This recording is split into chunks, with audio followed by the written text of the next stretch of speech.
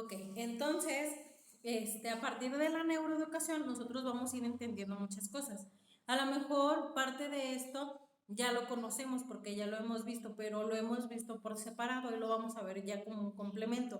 Anteriormente habíamos visto los factores del aprendizaje. Dentro de estos factores vimos tres, que eran los cognitivos, los emocionales y los motivacionales, ¿ok? ¿Se acuerdan que los cognitivos es todo este proceso de información, cómo nosotros retenemos la información y cómo la organizamos dentro de nuestro cerebro, ¿no?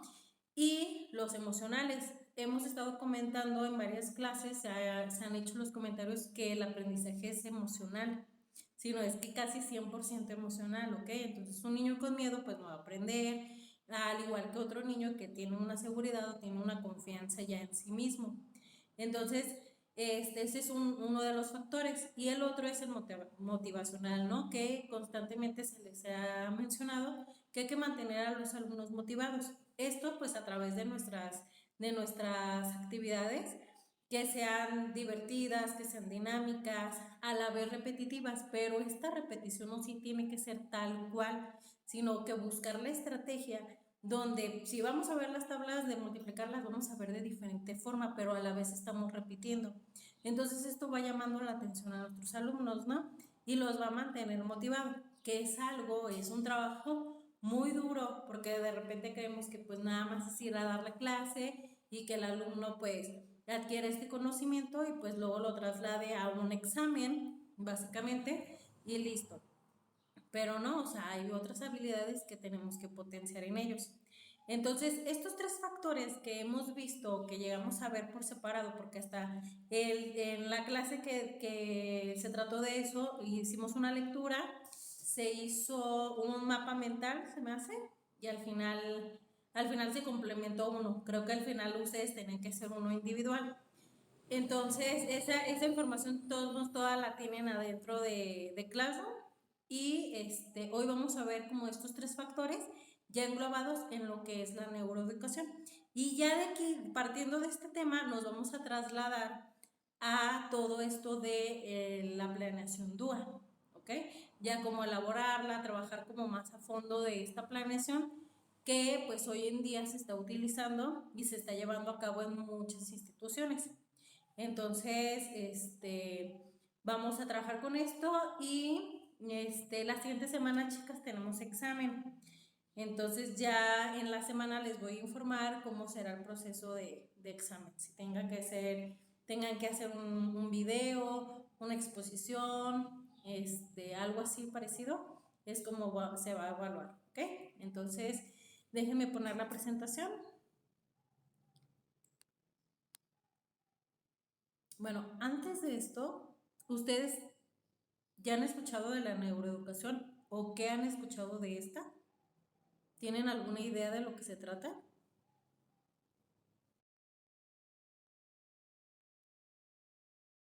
Sí, la han escuchado. Ujú.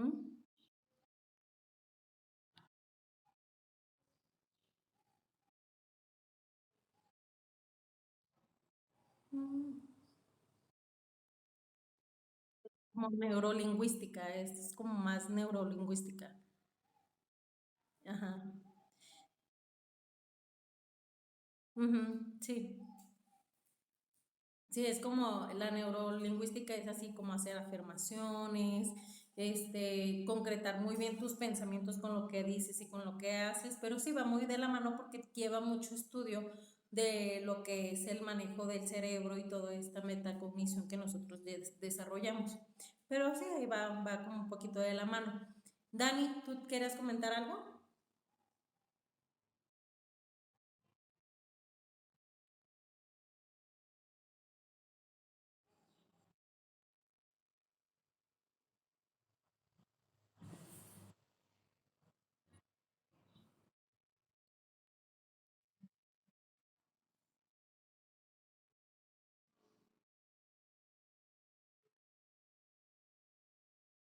Ujú.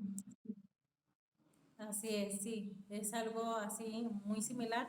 Se han hecho muchos estudios durante muchísimo tiempo, pero todos estos estudios estaban como muy parcializados, o sea, o ciertas metodologías que estaban como muy individuales, y la neuroeducación aquí como que transforma todo, o sea, por ejemplo, lo que les decía al principio, o sea, nosotros vimos lo que eran los factores del aprendizaje y dentro de estos tres factores se vio en individual, ¿no? El cognitivo, el emocional, el motivacional, y lo vemos por separado. Aquí es casi lo mismo, es muy parecido, pero va todo en conjunto. Lo vamos a ir llevando en conjunto. Entonces a veces nos lo van dando por separado y ahorita que vayamos viendo o viendo la información, ustedes van a decir, eso ya lo habíamos visto, ¿no? O sea, esto yo ya lo practico, yo ya lo hago, yo ya lo sabía. Pero, como ya les decía, ¿no? O sea, todo hay que irle dando un nombre y saber y ser consciente de lo que estamos haciendo. Entonces, bueno, la neuroeducación, pues es este estudio de la neurociencia que se hace y que sí, se hace para saber cómo es que aprende el cerebro. Ustedes, me imagino, porque ya están muy avanzados, ya tuvieron la clase de enseñanza cognitiva y ahí vieron todo esto, ¿no? Cómo es que el cerebro aprende, el hemisferio derecho coordina esto, el hemisferio izquierdo coordina esto otro, se entrelazan, cómo aprendemos el 10% leyendo, el 20% haciendo. Entonces, todo esto es un conjunto para desarrollar mejor nuestras metodologías, ¿ok? Entonces, de esto más o menos es lo que se trata la neuroeducación. Les digo, vamos a ver este tema porque es parteaguas para más adelante ver en sí lo que es la planeación DUA. En la semana les voy a dejar una tarea que consta de ver un video. Este video es un video explicativo de todo lo que es la planeación DUA, pero hace mención mucho de la neuroeducación. Entonces, para que nosotros estemos preparados, estemos como más familiarizados con este concepto, pues lo vamos a ver el día de hoy, ¿ok? Entonces, bueno, pues la definición de neuroeducación, entendemos que la neurodidáctica, también denominada neuroeducación, puede definirse como una disciplina puente entre la neurología y las ciencias de la educación, en la que la psicología educativa tiene el papel clave, ¿ok? Entonces, como todo este estudio científico que se hace sobre el cerebro, su funcionamiento, los químicos, las neuronas, sobre todo este proceso neuronal que tenemos en nuestro cerebro y cómo se va transmitiendo toda esta información, cómo la guardamos y cómo al cerebro le gusta aprender. En la clase pasada con las chicas de enseñanza cognitiva, pues veíamos toda esta parte y nosotros aprendemos a través de todo lo que percibimos y a través de nuestros 5 sentidos, a través de la vista, del oído, del olfato, del tacto, del oído, todo esto, estas percepciones que nosotros sentimos, pues inmediatamente llegan al cerebro, estos dan una información, llega la información a donde tiene que llegar, a la neurona que tiene que llegar, transmiten la información y hay una reacción. Siempre las neuronas tienen una entrada y una salida, es como una computadora. Y esta entrada y salida, entra la información, sale la información y hay una reacción. Siempre, ¿no? O sea, por ejemplo, si yo toco algo caliente, inmediatamente la sensación envía la información al cerebro y inmediatamente es quita la mano, peligro, ¿no? Entonces la reacción es muy rápida. Entonces así es como trabaja nuestro cerebro, ¿no? A través de nuestros 5 sentidos y por eso, por ejemplo, si yo estoy dando una clase y tú estás escuchando una canción de fondo, pues eso se te va a ir quedando grabado, ¿no? O al tiempo esa canción, si la vas a escuchar, te va a transmitir al momento donde estabas adquiriendo cierta información. O los olores también. Ay, recuerdo a la maestra o recuerdo a fulanito, a sotanito, porque esta información se guarda en nuestro cerebro, ¿ok? Y hay una afectividad para que eso suceda, hay una afectividad en relación con el contexto o con la persona que hay, por eso se guarda en nuestro cerebro, pero pues más adelante lo vamos a ir viendo. Entonces, bueno, pues se trata de un proyecto de desarrollo científico en el que se quiere aunar los conocimientos que tenemos acerca de cómo funciona el cerebro con lo que se sabe acerca de los procesos educativos sobre el terreno. Normalmente el ámbito en el que se centra la neuroeducación es la educación y en ámbitos escolares y académicos. Y también pues hoy en día está como sonando mucho lo que es la neuroeducación. En España ya se trabaja mucho con este tema. Yo empecé a escuchar de esto desde el 2018 más o menos. En 2019, que fue la pandemia, Google Education empezó a hacer cursos para los maestros, entonces como para capacitarnos en ciertas áreas, y uno de los cursos era la neuroeducación. Pues yo tomé uno pequeñito y estaba muy padre, entonces ya de ahí yo empecé a informarme sobre este tema y empecé a escuchar como cada vez un poquito más, cada vez más, cada vez más. Llega el DUA y el DUA habla también de esto, de la neuroeducación. Y hace unas semanas empezaron a hacer webinar por medio de Secretaría, empezaron a mandarnos a unos webinars, o sea, que viéramos estos videos o participáramos en estas conferencias que hablan también mucho de esto, de lo que es la neuroeducación. Habla de lo que son las emociones, se centra mucho en esto, en las emociones de los alumnos y en las emociones de los docentes. Entonces va muy de la mano también todo esto y se habla mucho de la neuroeducación. Entonces se está empezando a hablar, pero no se estudia como tal. Entonces nos están dando como destellos de lo que es, pero no nos hablan, ¿no? DUA nos da un destello de la neuroeducación, pero no nos capacitan para eso. Los cursos que están dando ahorita de los webinars se llama alfabetización emocional. También dan destellos de neuroeducación, pero no nos hablan en su totalidad de esto. Entonces, cuando ustedes empiecen a hacer su práctica, van a hablar de esto. Y si ya conocen, pues va a ser más rápido y más fácil, ¿no? Cómo manejar todo este aprendizaje. Bueno, vamos a ver los factores que intervienen en la neuroeducación. La primera es la plasticidad cerebral y la neurogénesis. ¿Okay? Entonces esta plasticidad cerebral, donde el cerebro pues se puede como moldear, ¿ok?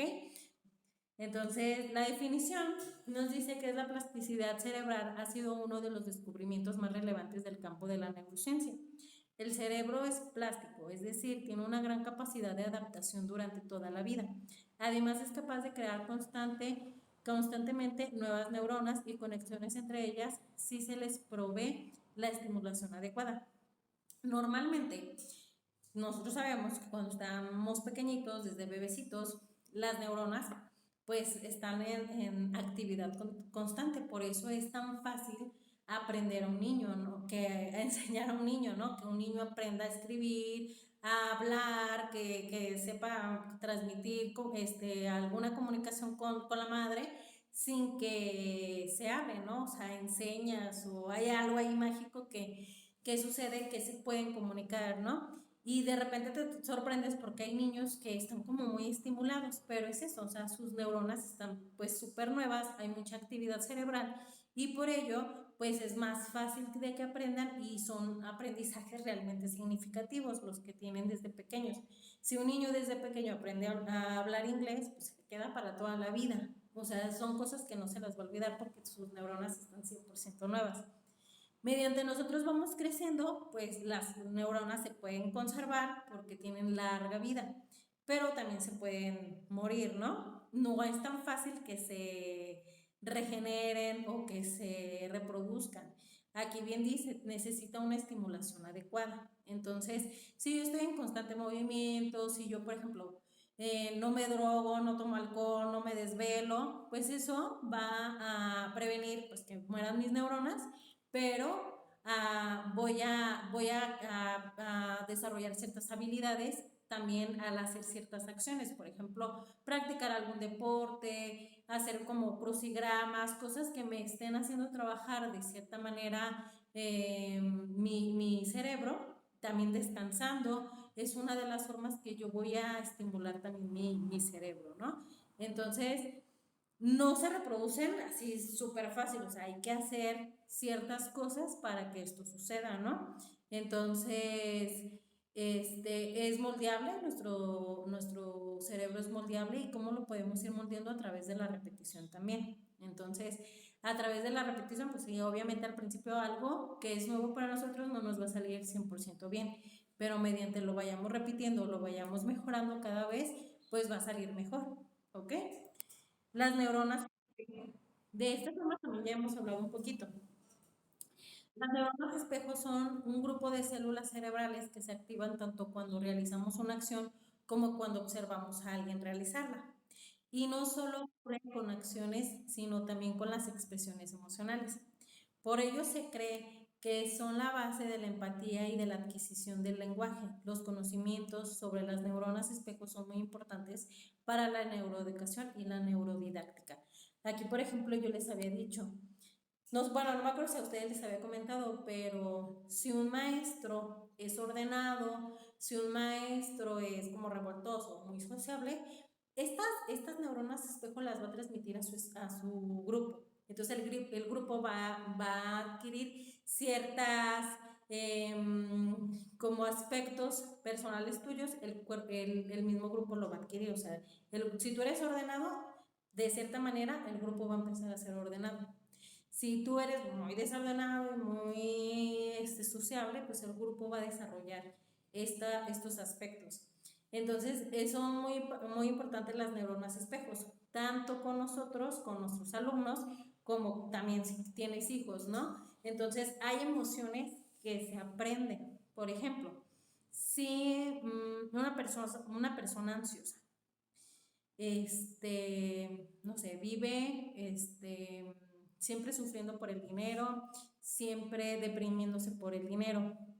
Y le empieza a escarbar y en su contexto familiar es algo que se aprendió de su mamá, de que, por ejemplo, la mamá todo el tiempo lloraba por el dinero o se deprimía por el dinero, es algo que le va a transmitir a los niños y van a ser emociones aprendidas, ¿ok? Entonces así es como funcionan las neuronas espejo. Entonces es importante que nosotros como maestros, como líderes, pues tengamos muy bien desarrollado estas habilidades sociales y estas habilidades emocionales, que tú conozcas tus emociones y que sepas qué hacer con ellas, ¿ok? Conocer que a mí me hace enojar esto, a mí me hace feliz esto, a mí me pone contento esto y a mí me pone de nervios tal cosa, pero cómo lo trabajo, ¿no? Cuando tengo miedo, pues hago esto, cuando estoy enojado, hago esto otro. Entonces, tener muy consciente y tener como este equilibrio de nuestras emociones para llevar pues unas neuronas espejo pues bien realizadas, ¿no? O de repente pues transmitir las correctas.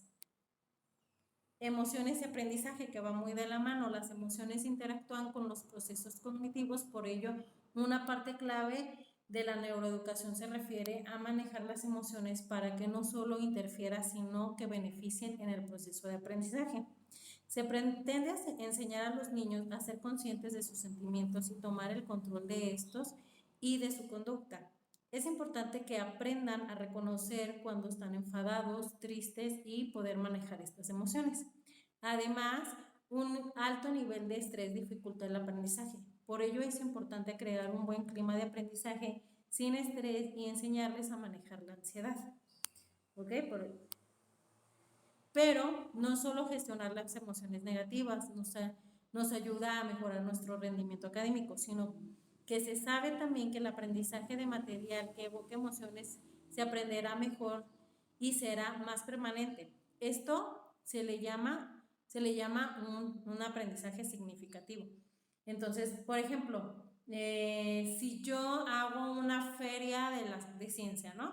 Y les pongo un proyecto a mis alumnos donde ellos creen algo, algún material que a ellos les guste o un tema que a ellos les guste, esto emocionalmente les va a afectar, ¿no? Porque de manera positiva, ¿no? O a lo mejor si es un chico muy nervioso, pues no va a ser tan positiva. Pero basándonos como a lo positivo, si es un chico que está motivado, que dice, yo quiero enseñarles esto a mis compañeros y quiero compartir este material y aparte tengo este otro y luego voy a hacer un cartel, entonces ya ahí empieza a fluir una motivación y empieza a haber emociones, ¿no? Emociones positivas, alegría, esta emoción de hacer las cosas. Entonces, este conocimiento sí o sí se le va a quedar. Todo lo que desarrolló, todo lo que hizo para transmitir el conocimiento o hacer su exposición, se le va a quedar. Ahora, sin embargo, un alumno que, por ejemplo, es tímido, tiene un autoconcepto o una autoestima como baja, donde no es tan seguro y yo no se les enseño a dividir, y esta personita es como que, ay, como que se atora y le exijo y le exijo y le exijo, ahí voy a empezar a crearle un miedo y una inseguridad. No va a aprender porque se va a trabar, o sea, no se va a bloquear. Entonces su cerebro no va a trabajar, ¿no? Porque va a trabajar bajo el estrés y a veces el cerebro así no trabaja, ¿no? Entonces, es que ya te expliqué, es que ya te dije, es que hasta ya lo pusiste de cabeza, pero no te entiende. En este tipo de situaciones ya no hay que ejercer como mucha presión y hay que bajar el nivel con los niños. Entonces, a esto se refiere, ¿no? Que la enseñanza, todo este aprendizaje es emocional. Si tú motivas a tus alumnos y los llevas por un camino donde sea más fácil la adquisición de conocimientos, donde sepa que va a tener tu apoyo, donde, maestro, es que no entendí, no te preocupes, vamos a hacerlo de esta otra manera, o tú vente a trabajar aquí conmigo, vente, y darle esa confianza de cómo le hablas y cómo te interactúas con tus alumnos, pues ahí van a ejercer una confianza y entonces vamos a romper esa inseguridad y ese miedo, ¿ok? A mí, por ejemplo, en mi vida personal, a mí me pasaba mucho con las divisiones, ¿no? Porque la maestra explicaba la división larga con resta y yo no entendía y había algo que yo no entendía y no me salía y no me salía y no me salía y no me salía. Entonces yo me acuerdo perfectamente, o sea, tengo aquí el recuerdo de cómo cuando ella decía vamos a hacer divisiones, ay no, a mí me daba un nervio y un no sé qué, que yo decía, no, no puede ser, o sea, ya, aquí, o sea, si yo estaba disfrutando el momento de la clase, si estaba trabajando súper bien, en ese momento ya todo se había ido a la basura, ¿no? Entonces me costaba mucho trabajo. ¿Qué hacía yo? Pues me ponía en mi casa a practicar, a practicar. Ya después aprendí como que la que no lleva resta y ahí, pum, ya como que logré afrontar o subir como ese nivel, ¿no? De aprendizaje. Pero lo hice yo sola, o sea, mi mamá no estaba conmigo, no había un acompañamiento, pero no todos los niños y no todas las personas van a actuar o van a tener esas mismas habilidades, ¿no? De superar ese miedo. Hay personas que les cuesta mucho, ¿no? Entonces, nosotros como educadores tenemos que estar bien al pendiente de esto. Ya lo hemos comentado, o sea, tú acá al frente te das cuenta qué niño le da miedo ejercer cierta habilidad, participar, a realizar algo solo le cuesta mucho miedo, entonces, o le cuesta trabajo, entonces hay que detectarlo y hacer algo, porque a veces yo sé de que hay fulanito, o a veces pienso que es flojera, pero no es flojera, porque hay niños muy inteligentes que se hacen ver como si no lo fueran. Yo tengo también otra niña que, por ejemplo, en todo su proceso de kinder, le hicieron creer que era tonta. Y cuando entra a primaria, yo también me daba de topes, yo decía, ¿qué onda con esta niña? Porque le quería enseñar a leer y empiezas con la letra, bueno, repasamos las vocales, todo bien, los diptongos, todo bien, entramos con las consonantes, la M, no, sí, mame, mi mamá, ok, y a ver, ahora la ma con la me o así, ¿no? Bien, y luego ya al día siguiente, oye, esta, y ya se le olvidaba. Y yo no, a ver, otra vez me regresaba y se le olvidaba y se le olvidaba. Y así me tardé como 3 semanas y yo decía, no puedo empezar con la P. O sea, no agarra la M, ¿cómo me voy a la otra letra? Entonces dije, no, pues le voy a exigir, ni modo. O sea, ya le di mucho chance y no. Le empecé como a exigir un poquito de que, a ver, hoy vamos a ver la P y vamos a repasar la M y ahora esto. Y entonces empezó a fluir, a fluir, a fluir, pero como que ella de repente se desconcentró de este proceso tan lento que yo llevaba. O sea, al cambiarle el proceso, fue como que, ay, lo fue agarrando sin que se diera cuenta, pero en inglés, por ejemplo, que era una materia que a lo mejor ya todavía no perdí el miedo, se hacía como que no sabía, ¿no? Entonces ya después, hablando con el maestro y el maestro viéndola trabajar conmigo, me dice, oye, esta niña sí sabe. Y le dije, sí, nada más es como que irle como exigiendo y motivarla al mismo tiempo de que no, ándale, sí puedes, y mira, así. Y el otro día lo logramos y vamos. Y entonces me dice, es que conmigo no, dice, se hace tonta, entonces voy a empezar a trabajar como tú lo estás haciendo. Lo empieza a hacer y empieza a avanzar esta niña. Y pues ahí no la vamos cachando y yo empiezo a observar que cuando le presentas algo a esta niña y de repente ella se le hace muy difícil, ella se bloquea. Entonces, a veces se bloquea o a veces ni siquiera lo va a intentar. Entonces hace la tonta y no lo logra. Y está acostumbrada más a no lograrlo que a lograrlo. De repente allá últimamente me llevaba trabajos y le hacía así. Y luego cuando veía que le calificaba y le ponía bien, de que no le daba como el cuaderno a corregir, me dice, ¿en serio? Y yo, sí, está bien. Y se iba toda emocionada, ¿no? Entonces, es ayudarles a confiar en ellos. Es un proceso bien largo y que de repente a lo mejor te vas a desesperar porque dices, no, no, no, no, no, no, no, o sea, ya le puse esto, ya le puse otro. Va a llegar un momento en el que entonces vamos a tener que dar otro brinco. Y entonces o lo das o lo das. Entonces es ir encontrando esto, pero de una forma también un poquito afectiva, sin tanto de ándale y que no sé qué, y como de reclamo para ellos, porque si no, vamos a ir acrecentando este miedo, este temor o esta inseguridad. Vamos aquí a lo que es la dislexia y el trastorno de aprendizaje. Los avances en trastornos de aprendizaje nos permiten no solo aportarles a estos niños un apoyo personalizado, sino ofrecerles las mejores herramientas para que superen sus dificultades. Bueno, aquí por ejemplo la dislexia pues son estos niños que se comen letras o cambian letras por otras. Este tipo de trastorno es muy cerebral y tiene como ciertos niveles, o sea, por ejemplo, llega a un nivel que muy avanzado de algunos niños que llegan a tener dislexia y que se les dificulta mucho el aprender a leer y a escribir. Entonces, este aprendizaje de leer, de lectoescritura es muy fácil, es una adquisición de conocimiento muy fácil y es muy guiado, entonces por ende es como es muy acompañado, es un proceso que se va dando poco a poquito. Entonces cuando los niños agarran la primera y la segunda letra del proceso de lectoescritura, te agarran las demás, se va como hilo de media. No sé si alguien ya ha trabajado con el método de lectoescritura o conoce algún método y lo haya trabajado, ¿no?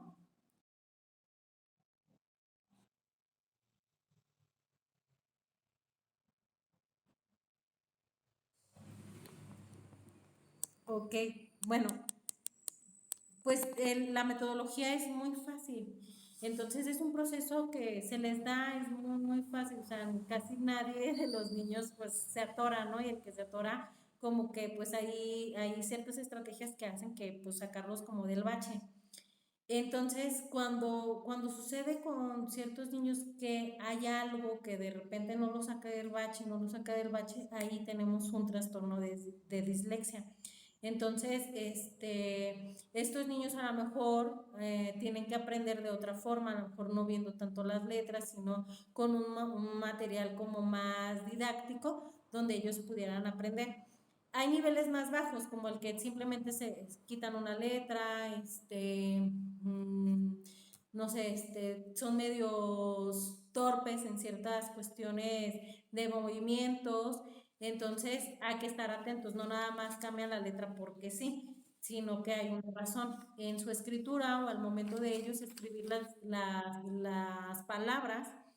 Ellos su cerebro los está engañando. Ellos están viendo que están escribiendo realmente la palabra, por ejemplo, ofrecerles, y la están escribiendo correcto y la revisan y para ellos la están viendo bien.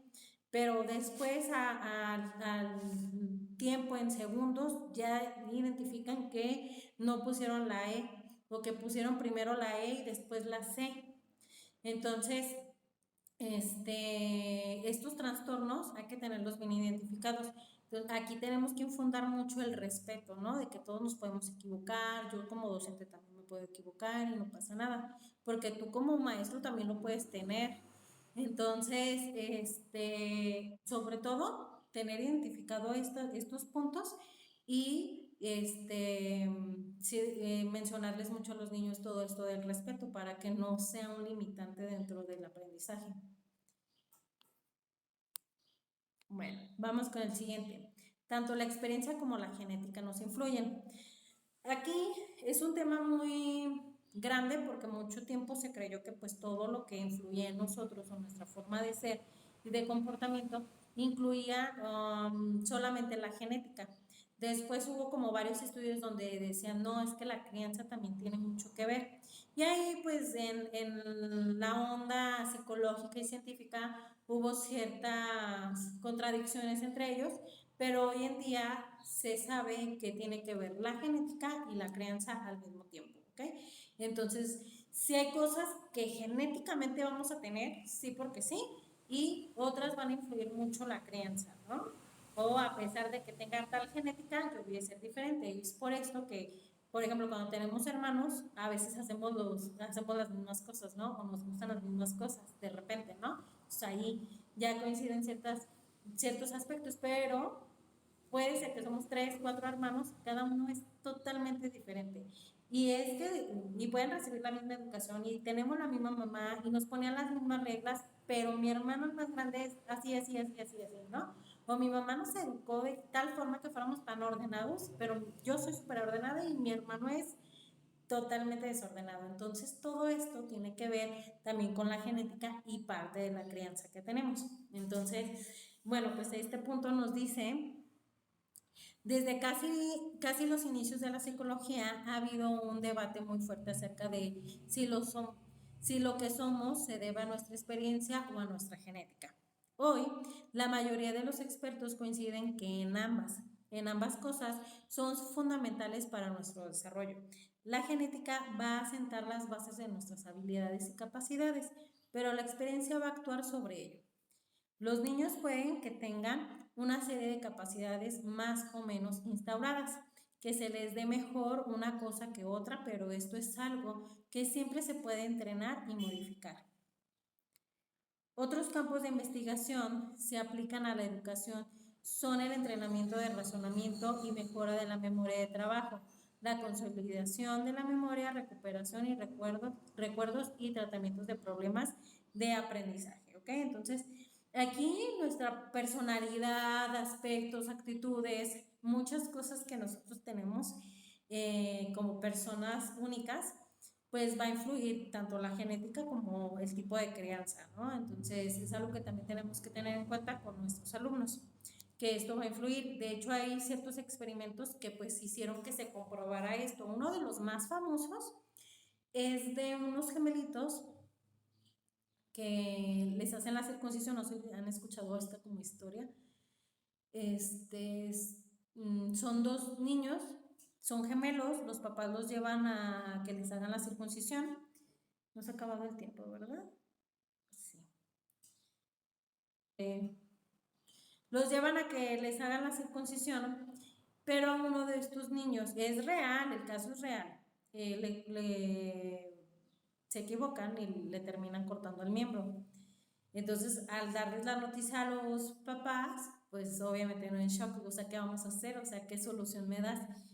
Y el doctor, junto con unos psicólogos, pues les proponen que a este niño lo empiecen a educar como niña, que lo sometan a ciertos tratamientos donde él pueda desarrollarse como una niña, que no va a pasar nada porque pues está muy pequeño, o sea, eran bebés, ¿no? Entonces, él con el tiempo pues iba a creer que era niña, su cuerpo lo iban a manejar desde pequeño para que se desarrollara como una niña, ¿no? Entonces, pues los papás, pues sí, se les hizo buena idea y aceptaron. Entonces, a partir de ahí, pues empieza como a hacer todo este estudio, empieza a ver como